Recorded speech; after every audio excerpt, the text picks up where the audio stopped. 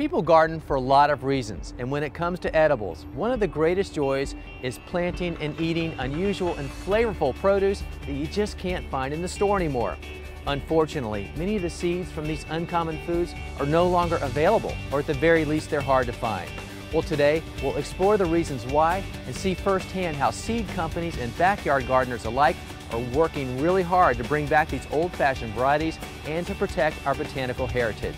We'll also learn tricks for saving and storing seeds, not only to save money, but to invest in the diversity of our food.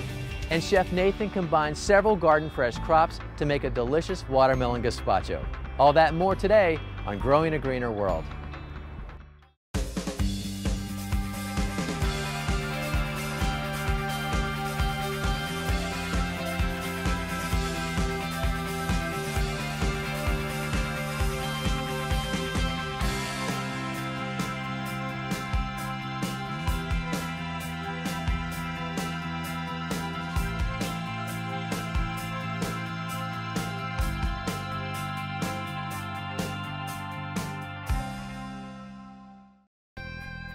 This program was funded by the following. Fiskars designs ergonomic products that empower gardeners to accomplish their goals. At Fiskars, we believe that all things, even the simplest, can be made better and smarter. This program is sponsored in part by Burpee Home Gardens, providing garden-ready vegetable and herb plants, backed by the 125-year heritage of Burpee. Available at your local garden center. Subaru was the first U.S. automotive assembly plant to be designated a wildlife habitat, a fact that coyote, beaver, blue heron, and all of our other neighbors appreciate too. Subaru, a proud sponsor of Growing a Greener World. In the last few generations, there's been a real consolidation in the seed business. There are fewer companies than ever, and even fewer varieties of seeds being grown for sale. And that makes it harder for the home gardener, like you and me, to find those old-fashioned seeds of yesteryear. But fortunately, there are companies all around the country now working really hard to change all that.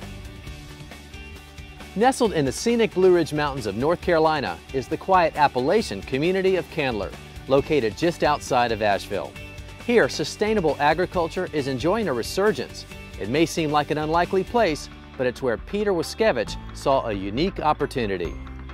When I moved to Western North Carolina, the thing that I was most impressed about is that they have one of the most organized and effective sustainable agriculture movements in the country. And it was right around the turn of the millennium when the local food movement was really starting to pick up steam.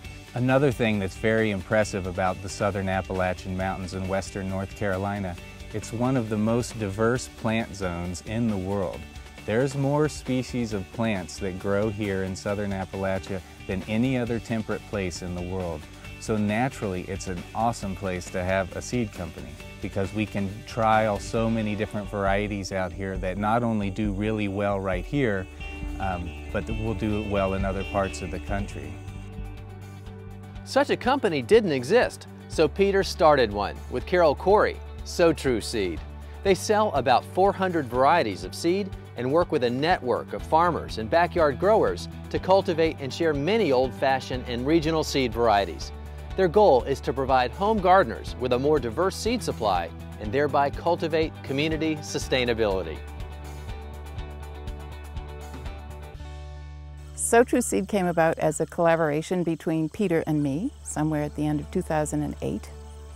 It seemed a natural collaboration for Peter and I to work together, since I have a passion for helping people know where their food comes from, and Peter is a long-time seed saver. Well, Peter already was a part of the agricultural community here, having been a landscaper, and he had a vision for how we would do this, and I had a vision for how a company should run. So we started by figuring out what seeds we would offer that first year, and we started very late. It was January of 2009, and we were actually going to offer seeds at the beginning of the seed season without a catalog, without anything, from the seat of our pants. And we did very well, actually.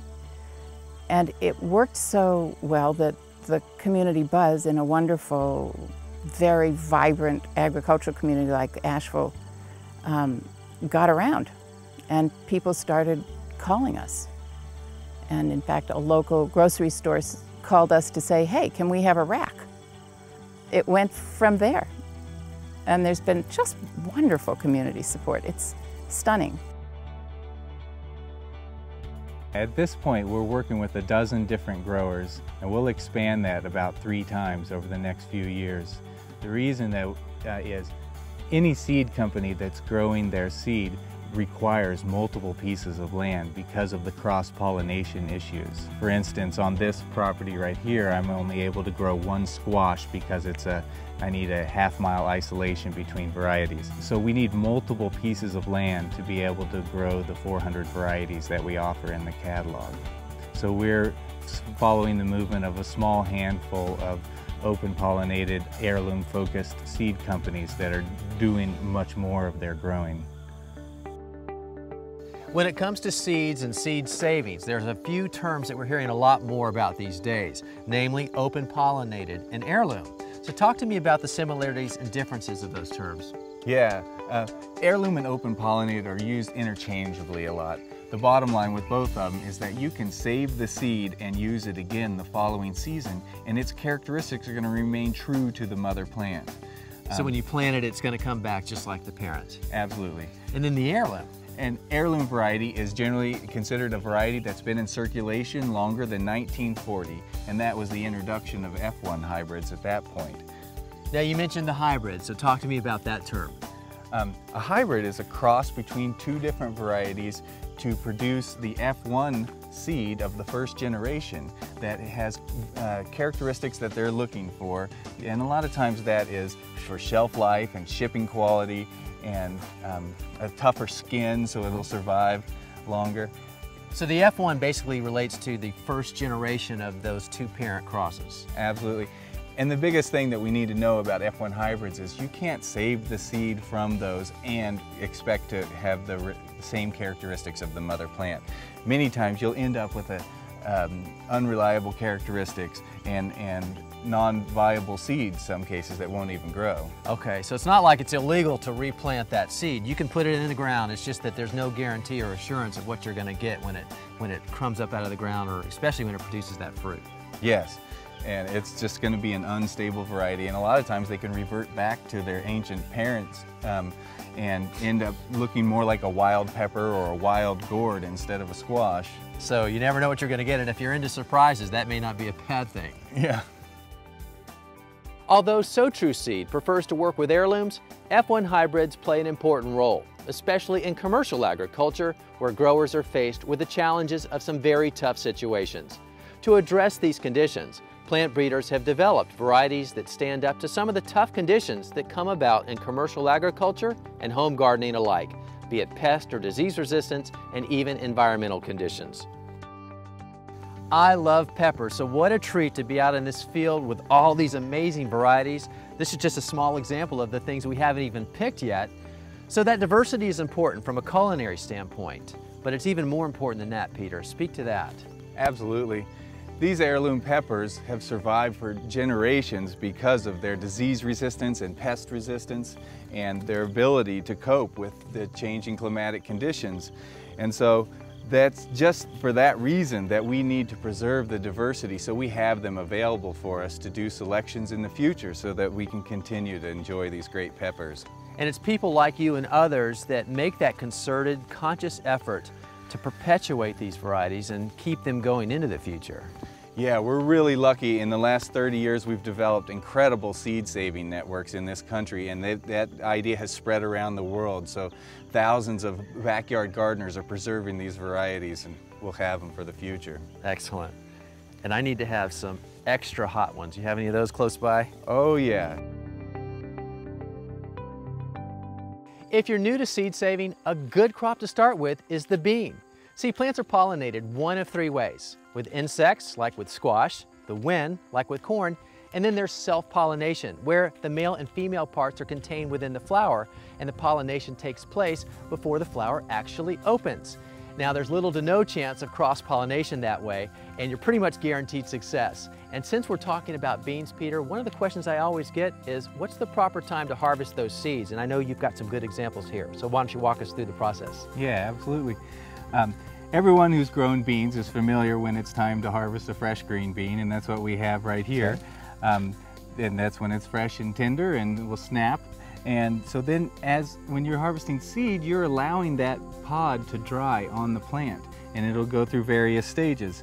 It'll start to fill out. The beans will start to fill out in there at one point, and then the pod will start to turn color. Okay. And then it keeps changing there, and then you can start to feel the beans get a little bit loose in the pod. And it even looks a little woody or papery. Yeah, it's starting to get rubbery at that stage, and here it's starting to dry out. You feel it a little bit drier, and the beans starting to move inside.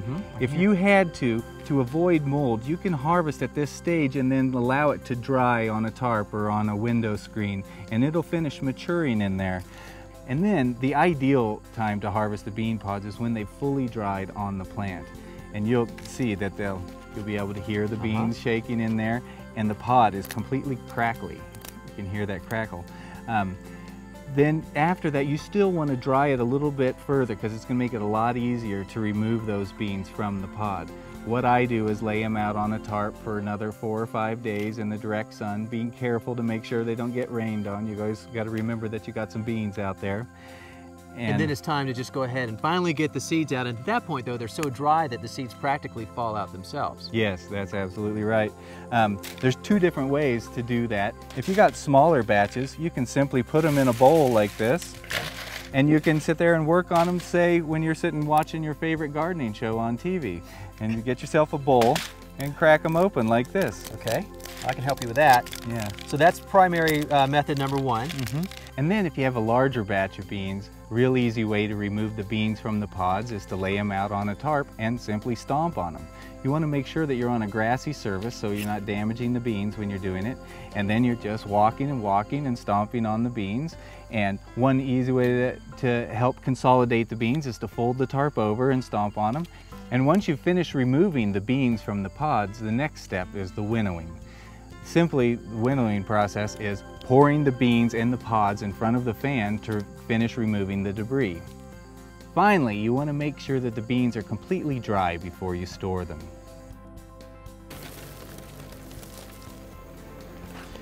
That's good.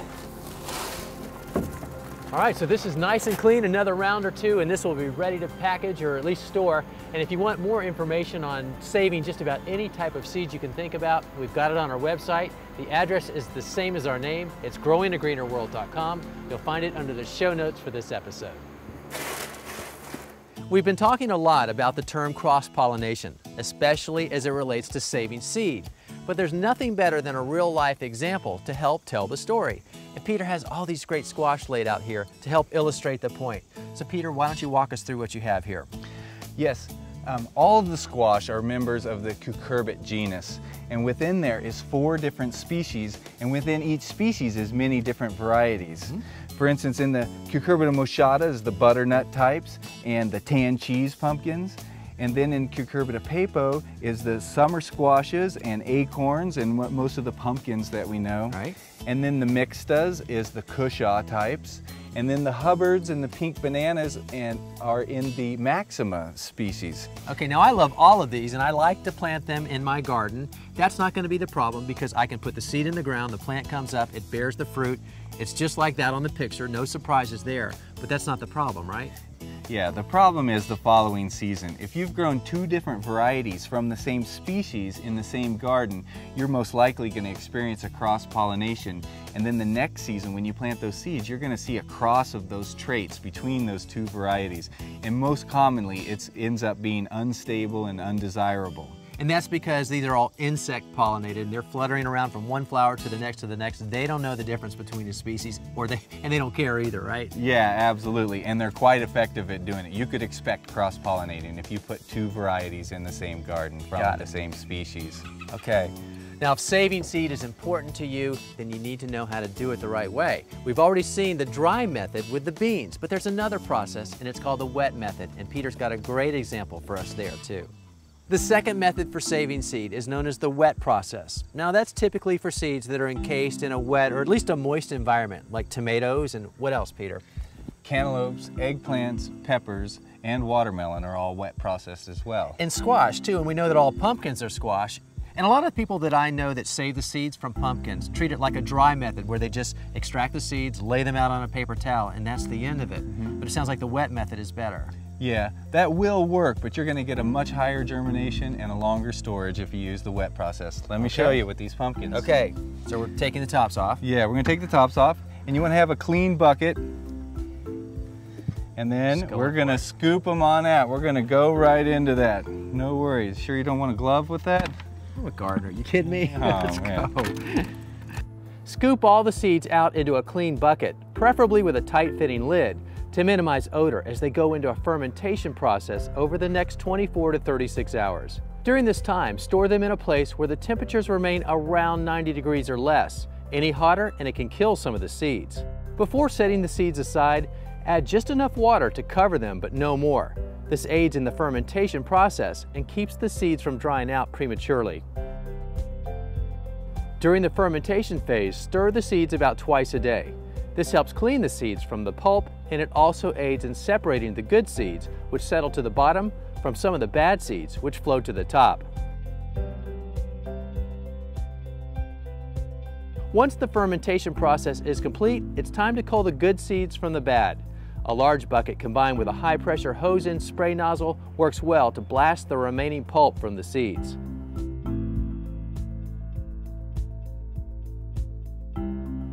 Once it's nearly full, slowly pour the water into another clean bucket, while being careful not to pour so fast that you lose the good seeds at the bottom. Since they're lighter, non-viable seeds will rise to the top and pour out with the wastewater, but it doesn't happen all at once. It takes several flushes of refilling the bucket and carefully pouring off the wastewater to keep cleaning the good seeds while purging the bad.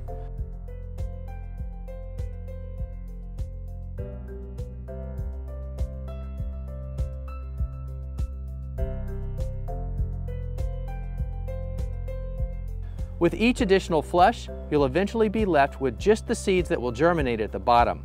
In our case, we filled and emptied the bucket about 6 times.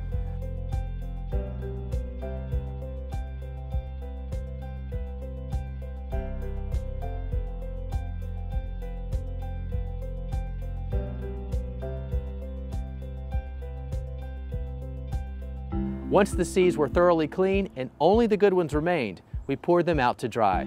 The seeds need good air circulation and plenty of room to spread out. This is a simple device that anyone can make using a lightweight wood frame and window screen. It's perfect for this purpose.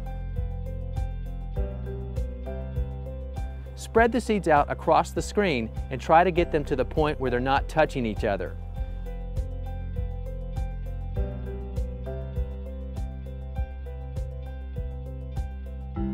Invariably though, some will want to stick together, so just rub them between your fingers to separate the stubborn ones.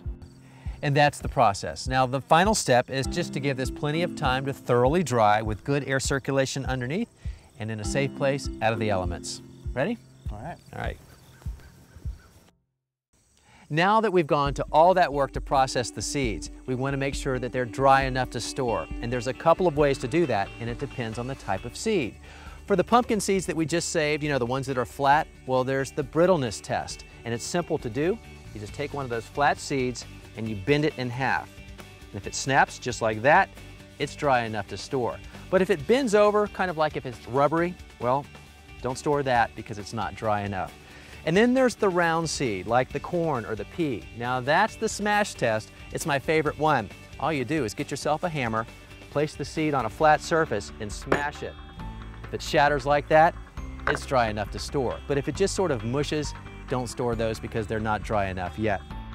But once you've collected all those dry seeds, then you want to put them into an envelope. And there's some basic information you want to be sure to add to that envelope, such as the name of the seed, when it was harvested or grown, and of course the origin of the seed. But any additional information that you have that will help you remember that seed when it's time to plant it, well, that's going to help too, such as flavor or color or anything else. Go ahead and add it to the envelope. It doesn't cost anything to do that.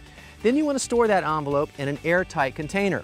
Now, I like to use these canning jars because they have a nice resealable lid, but you can also use those plastic resealable containers or even a metal jar, for example. Then you want to put this into a cool, dry place, store it in the pantry, for example, and then it's going to be ready for you when you're ready to plant. You know, I love my blender. But you ask yourself, Nathan, using a blender in the kitchen, is that really cooking? Yes, it is in fact, and you can make some amazing cuisine with the blender. What I'm doing today, using this little gem, the tomato. Midsummer, just smells and tastes wonderful. But by itself, great. With supporting actors and actresses, something extraordinary. Let me show you what this is. Tomato, watermelon, gazpacho, right? Super easy, right in the blender, and it's a last-minute wonderful dish when friends and family come over. So we'll start just by slicing up this fresh tomato, just like that. And in they go.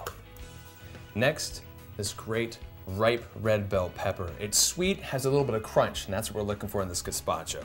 Take the seeds out, and we'll just quarter this really fast. And in they go. Next thing, how about cucumber? I love the flavor of fresh cucumber. I don't really care for the seeds or the skin, because if you're socializing and you're walking around having gazpacho, this happens. You got a little something right there. We don't want that to happen, so we're gonna go ahead and peel off a lot of this green. Okay? Slice that in. Quick chop, and in goes the cucumber. What about a little bit of spice? Well, how about red onion? Great, I always use red onion. Now let's bring some real sweetness to the game. Midsummer, watermelon. Easy way to pick out watermelon. You wanna make sure there's a nice yellow portion, that's where it sits on the ground, okay? Also, I love to pick out watermelons by giving them a little thump, like that.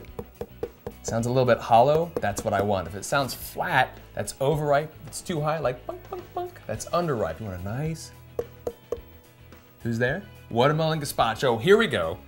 Cut it right in half, and we're gonna spoon it right in there. There we go. Just enough to get some sweetness in there. Well, what else do we need? How about some fresh herbs? Fresh cilantro is really great with this dish, and it grows so easily in your own garden. And then some fresh mint. And that is a great contrast from the heat. Heat from what? How about some spice? You can use serrano pepper, you can use jalapeno pepper, or you can go to the cupboard and grab these little guys, red pepper flakes. We'll just add a little bit of that in there. Now, how about a little salt and pepper? That sounds great. And you know what really brings the flavor out in tomatoes? How about a little vinegar? Not balsamic, not white wine, we're going red wine all the way home. And the one thing that pulls the whole thing together, extra virgin olive oil, guys. And there we go. A quick blend, party is on.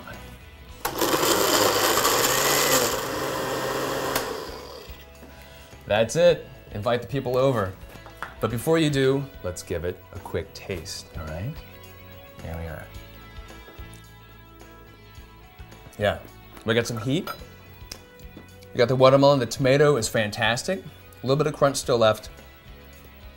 I'm thinking some lemon, guys. When you have fresh tomatoes and fresh vegetables, salad, lemon goes so well with all these things. So we'll throw a little bit of lemon in there. Perk the whole thing up.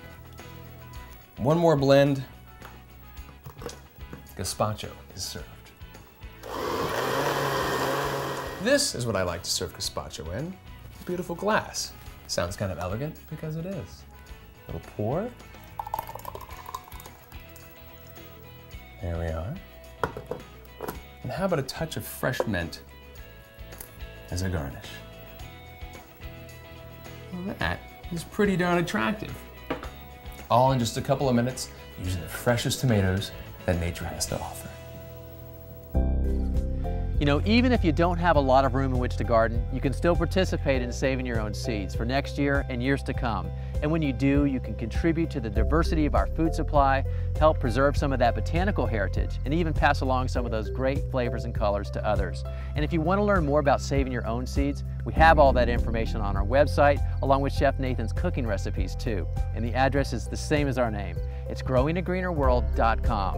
You'll find it under the show notes for this episode. I'm Joe Lample. Thanks for joining us, and we'll see you back here next time for more Growing a Greener World. This program was funded by the following. Fiskars designs ergonomic products that empower gardeners to accomplish their goals. At Fiskars, we believe that all things, even the simplest, can be made better and smarter. This program is sponsored in part by Burpee Home Gardens, providing garden-ready vegetable and herb plants, backed by the 125-year heritage of Burpee. Available at your local garden center. Subaru was the first U.S. automotive assembly plant to be designated a wildlife habitat, a fact that coyote, beaver, blue heron, and all of our other neighbors appreciate too. Subaru, a proud sponsor of Growing a Greener World.